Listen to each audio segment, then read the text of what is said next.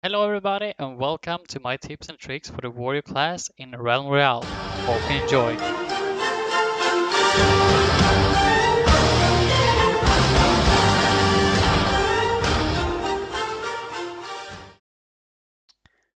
Today we're gonna do some basic stuff and tricks that I learned throughout the game, and hopefully it can help you out too. Who knows?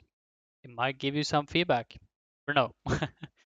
Before we jump into the game, I just want to go through what the warrior can have in its kit, what we can choose from, and what the ability does.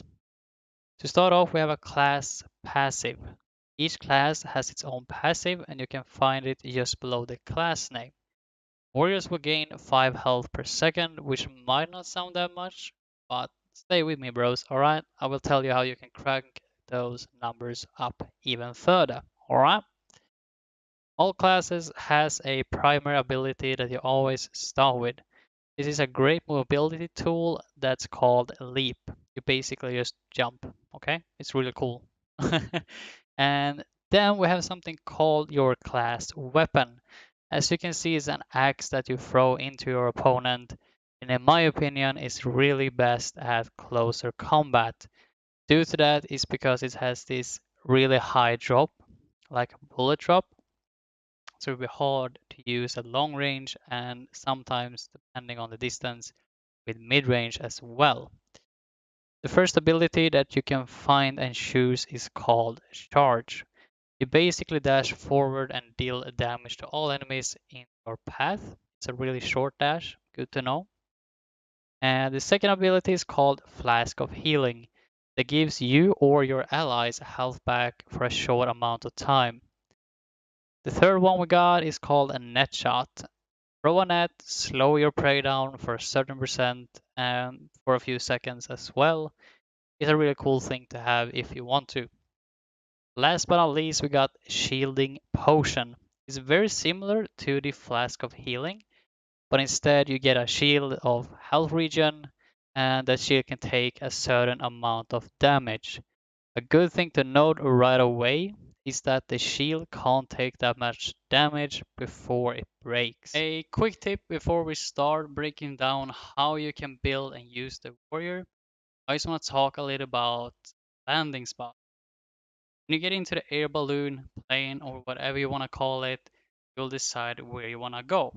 And the first thing I think a good thing to practice is to try and see how far you can fly from point A from the moment you jump out. What I mean by that is, of course, as soon as you jump out, how far can you fly? This will help you out, get to the place faster, bigger chance to get some gear and weapons and of course abilities. And next thing when it comes to those spots, I'm gonna try and get to a place that is a little bit outside and further away if you want to get a good start. What I mean by that is, as soon as you start going inside the circle and there, you will be at a higher risk of more players or a lot of players. And by choosing outside, you will only have to deal with the players that comes with you, and you will get a kind of decent start with the gear and hopefully got some goodies. Got start. All right, bros, let's get some skulls cracking, shall we? As you can see, once you're in game, there are 2 slots for weapon and 2 slots for abilities. Try and find also what the best bindings is for you, and have your spells on the same buttons at all time. This will help you a lot, okay? Just trust me on that, because I have rebind everything and I use my Q and F, and then I also have my number 4 on my button, which I use my Flask of Healing on. I have a mouse button, you know? Pretty cool. So just do that and it will help you out a lot. So let's start with Leap. You will always start with the gray tier, which is the basic one. Each tier gives you more damage and reduced cooldown. So you got the gray one, then you got green, pink, which is epic, then you have legendary. The basic one gives you a 10-second cooldown on it. This spell can be used in so many different ways, and it can help you a lot out in harder terrain, get you to places fast and high, Or you can just leap on the enemy and finish them off with a shotgun. Why not? But remember, guys, use leap with care. What I mean by that is once you leap, there's no other tool that can help you out escape fast and far away from the enemy. And if worst case scenario using it wrong, you will end up dead. I have done that many times. Trust me on that. So, the first ability I try and get, which I find most important in my kit, is Flask of Healing. You might remember I talked about our passive 5 health regen per second, right? Now, here comes the fun part, alright? Here comes the fun in it. Basically, every legendary armor piece has its own passive. As you know, we talked about the tiers. Spells goes the same way with armor, except that as soon as you reach epic armor piece, you get a certain passive depending on what armor you have. So, with that said, we're gonna go in to talk about the legendary chestplate. It has its passive of 15 HP per second, and your passive will give you 5 HP. And to add that up, you can get a flask of healing, which is hopefully a legendary tier that will give you 19 to 20 health per second. Now that will bring us about around 40 HP per second. And of course, I'm gonna show you an example how it can look. See to me. So, Flask of Healing helps you and your allies to quickly gain back some health while trying to find a better position while you're fighting, or if you need emergency healing once you are in fight. It can be to help out your ally who's in a tight spot, needs to get some healing. Let him focus on fight instead, and you can heal up. Second ability for me is charge. Why not the net shot or the shielding flanky? Well, my son, I will come to that in just a bit, okay? Charge is a really good tool to combine with Leap when it comes to ability, but it also helps you to cover a little bit of ground if you need to get closer to finish off your opponent, or even if you want to use it to deal extra damage. So, why not the net shot? For me, it's not fitting in the playstyle due to that I'm kind of hybrid between passive and aggressive. What I mean by that is I always take the enemy at range, poke away the armor, then I will use or charge, perhaps both, to cover my ground, deal the extra damage hopefully when I land on them, and finishing them off. By having a flask of healing and charge, it will help me and allow me to reposition if needed, or using those tools to get my health back if I get ambushed, or if you need to get some health back quickly because you see an enemy coming. And then we have the shielding potion.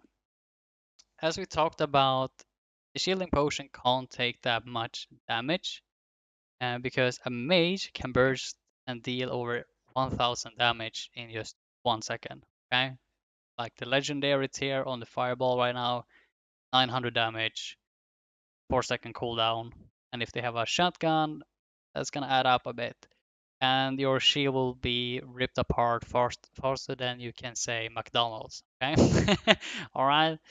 And the other reason why I'm not choosing to have the shield of potion is like I said, I'm kind of aggressive in my plays, and shielding makes you defensive, yes, but it also makes you kind of passive.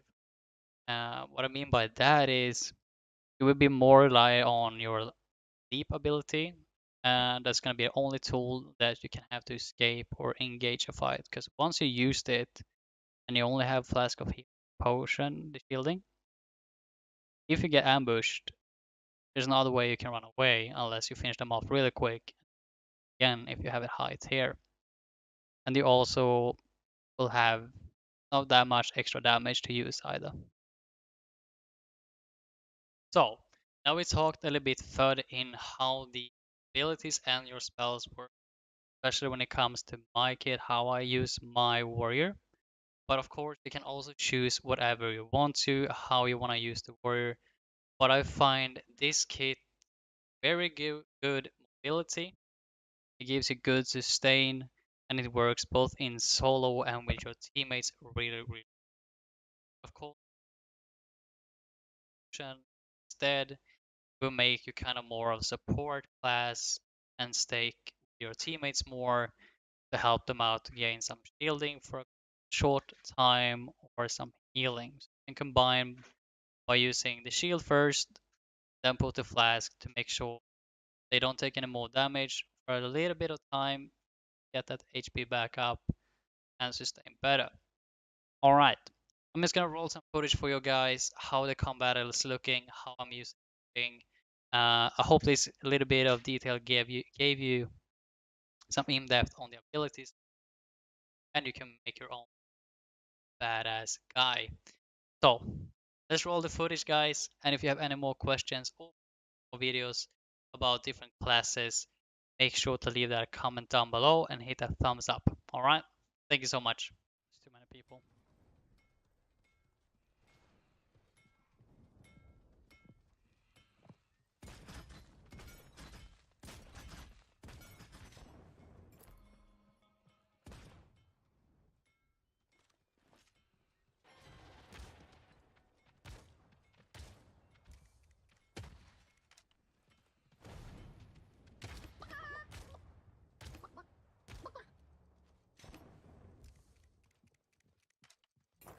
I use that as a bait.